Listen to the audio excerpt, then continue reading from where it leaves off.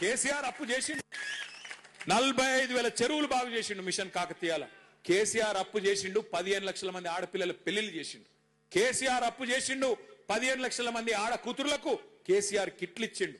కేసీఆర్ అప్పు చేసిండు 200 పెన్షన్ 2,000 చేసిండు.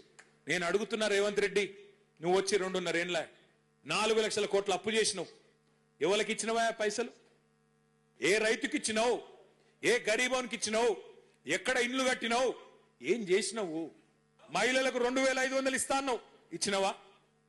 ముసలోళ్ళకు 4,000 పెన్షన్లు ఇస్తా అన్నావు, ఇచ్చినవా? పిల్లగాళ్ళకు 2 లక్షల ఉద్యోగాలు ఇస్తా అన్నావు, ఇచ్చినవా? 4,000 నిరుద్యోగ భృతి ఇస్తా అన్నాడు, ఇచ్చిండా? స్కూటీలు ఇస్తా అన్నాడు, ఇచ్చిండా? స్కూటీలు లేవు, లూటీ మాత్రం జోర్దార్ నడుస్తున్నది.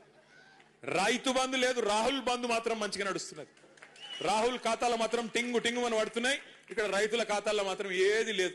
యూరియా ఇచ్చే ముఖం లేదు, యూరియా ఇచ్చే తెలివి లేదు ఈ సన్నాసికి. ఈయనట రైతు డిస్కామ్ పెడతాడంట.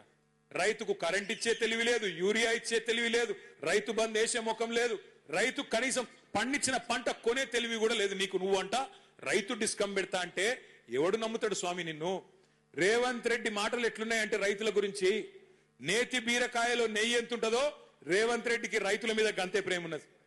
మైసూర్ పాకులో మైసూర్ ఎంత ఉంటుందో రేవంత్ రెడ్డి రైతు డిస్కంలో రైతు గంతే ఉన్నాడు. అది రైతు డిస్కం కాదు, రైతు మెడకు ఉరిబెట్టే డిస్కాము, రైతును సంపేసే డిస్కాం తప్ప ఇంకొకటి కానే